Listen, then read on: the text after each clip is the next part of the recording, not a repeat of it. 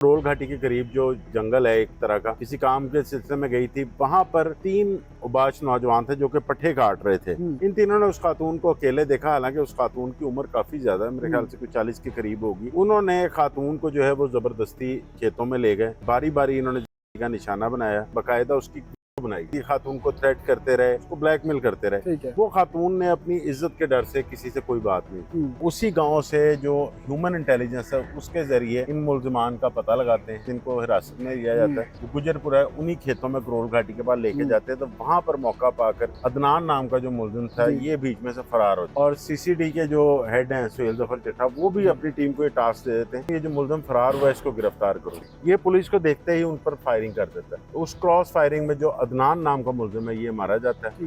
जो अब्दुल्ला मुलजिम था, मुबशर वीडियो बनाने वाला है, ये दोनों गिरफ्तार हैं। इनको अब इन्वेस्टिगेशन में इनके हवाले किया गया है। अस्सलाम वालेकुम, डिजिटल बॉक्स के साथ मैं हूं मोहम्मद उस्मान। नाज़रीन, कुछ रोज़ पहले गुजरपुरा के इलाके में खातून के साथ इज्तिमाई ज़्यादती की जाती है। डीआईजी ऑपरेशंस लाहौर फैसल कामरान साहब की जानिब से सख्त नोटिस लेते हुए इस पर मुकदमा दर्ज कर लिया जाता है। अब उन मुलजिमान के खिलाफ क्या कार्रवाई की गई, कैसे उन्हें गिरफ्तार किया गया, क्या इसकी नई अपडेट्स आ रही हैं, सब पर बात करने के लिए मेरे साथ मौजूद हैं senior crime analyst Nauman Shaikh साहब। इनसे जानते हैं। शेख साहब अस्सलाम वालेकुम। वालेकुम अस्सलाम। शेख साहब, डीआईजी साहब ने इसका बड़ा सख्त नोटिस लिया। इनको कितने लोग जो हैं वो इस वक्त गिरफ्तार हो चुके हैं? देखिए उस्मान, ये एक बड़ा खौफनाक सा वाक़या था। एक खातून जिसका नाम लेना मुनासिब नहीं है, ये 1 साल पहले जो है वो करोल घाटी के करीब जो जंगल है, एक तरह का खेत, वहाँ पे ये गई, किसी काम के सिलसिले में गई थी। वहाँ पर वापसी पर 3 उबाश नौजवान थे जो कि पट्ठे काट रहे थे। इनमें एक अदनान था, एक अब्दुल्ला था और एक मुबशर था। इन तीनों ने उस खातून को अकेले देखा। हालांकि उस खातून की उम्र काफ़ी ज़्यादा है, मेरे ख्याल से कुछ 40 के करीब होगी। 4 बच्चे हैं उसके। खावन जो है उसका मेहनत मजदूरी करता है लेकिन माजूर है। उन्होंने खातून को जो है वो ज़बरदस्ती खेतों में ले गए। वहाँ पर जाकर बारी बारी इन्होंने का निशाना बनाया और का निशाना बनाने के साथ साथ बाकायदा उसकी बनाई। वो वीडियो बनाने के बाद ये खातून को करते रहे कि दोबारा इस तरह नहीं आना, जब हम बुलाएंगे तब आना है।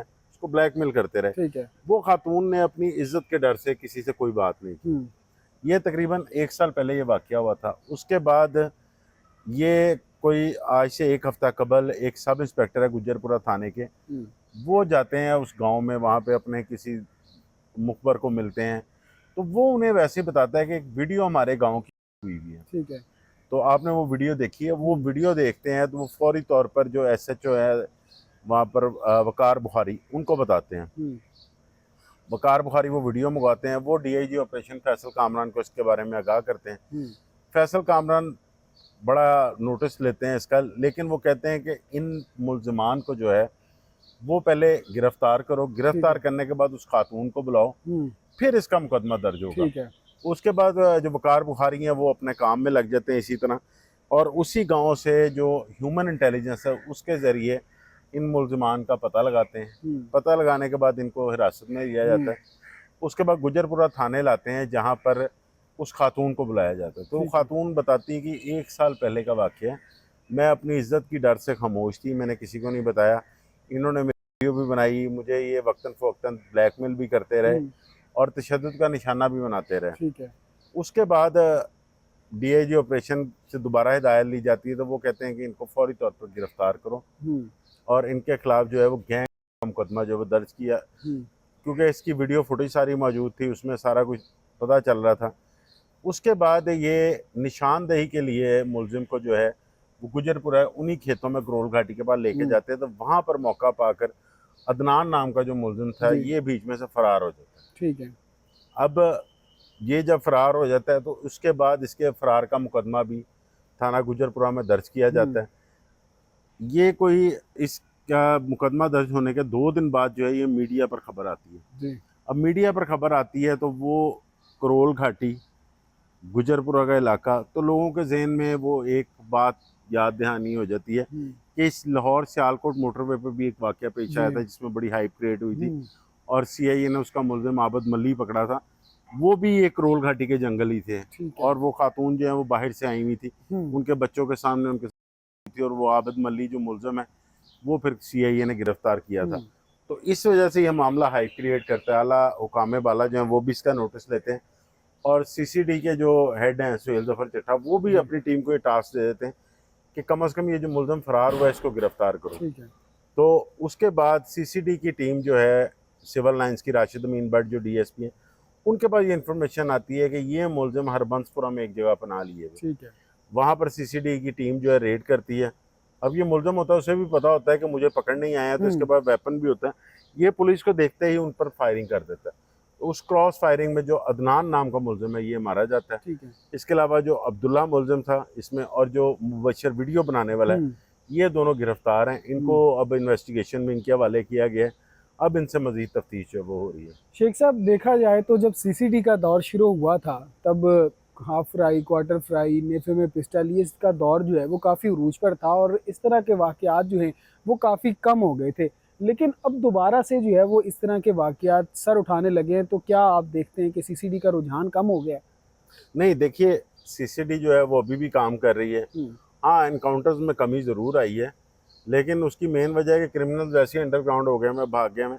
अब सीसीडी के क़याम को कोई कह लें कि 10 माह गुजरे हैं, लेकिन ये वाक़या 1 साल से भी पहले का है। ठीक है। उस वक्त सीसीडी का क़याम भी नहीं हुआ था। फिर मेरे ख्याल से वो नौजवानों के जहन में यही था कि हमने वीडियो बना ली, इसको ब्लैकमेल करते रहेंगे, तो ये वीडियो तो हमारे पास ही है। तो वो कहीं कोई जिस तरह मोबाइल में एरर आ जाता है या कोई मोबाइल का डाटा ट्रांसफ़र होता है, तो उनसे वो लीक हो गई। ठीक है। तो उसके बाद ये मंजरें आम पर आई। लेकिन देखें, लाहौर पुलिस ने काम फिर भी किया, सीसीडी ने भी काम किया, मुलजमान जो है वो गिरफ्तार भी हुए और कैफरे किरदार तक भी एक पहुंचा है। तो काम तो वो कर रहे हैं, लेकिन ये है कि मुलजमान के अंडरग्राउंड होने की वजह से अब जो प्रायोरिटीज़ हैं वो कम हो गई हैं, मुकाबले कम हो गए हैं। शेख साहब, क्या देखते हैं आप आने वाले वक्त में, क्या इनको भी साथी छुड़ाने आ सकते हैं? देखिए, अभी कुछ कहा नहीं जा सकता इस बारे में। मेरे ख्याल से अगर साथियों ने छुड़ाना होता तो पहले ही आ जाते हैं। इसमें जो अब तक खातून की तफ्तीश है या खातून का जो बयान है, उसके मुताबिक जो मुबशर नाम का बंदा है उसने किया कुछ नहीं, लेकिन बनाता रहा। और जो वीडियो है, वीडियो में सारी आवाज़ उसकी आ रही है, वो तो पूरा डायरेक्टर बना हुआ था। ठीक है। और दूसरा लड़का जो है वो मेरे ख्याल से अभी शायद 18 साल का भी नहीं है, उसकी उम्र कम है, जो वीडियो में नज़र भी आ रहा है। और वैसे भी पुलिस ने जब उसको गिरफ्तार किया तो पता चला कि उसका ID कार्ड भी नहीं है अभी। तो मेरे ख्याल से कि इनका ट्रायल होगा, इनको साथी नहीं छुड़ाने आएंगे। जिसको साथी ने छुड़ाना था वो वैसे ही मुबैना मुकाबले में मारा जा चुका। ठीक है। शेख साहब, बेहद शुक्रिया आपके वक्त का। जी नाज़रीन, आपने शेख साहब को सुना कि किस तरह ये भयानक वाक़या जो है वो पेश आया है, ख़ातून की इज़्ज़त की किस तरह से तज़लील की गई। अब मुल्ज़िमान गिरफ़्तार हो गए हैं, उनका ट्रायल होगा। अब आने वाला वक्त बताएगा कि इनके साथ क्या होता है। नाज़रीन, इस बारे में आपकी क्या राय है, हमें कमेंट सेक्शन में ज़रूर आगाह करें। अपना बेहद ख्याल रखें, अपने मेज़बान को इजाज़त दीजिए। अल्लाह करीम आप सबका हामी और नासिर हो।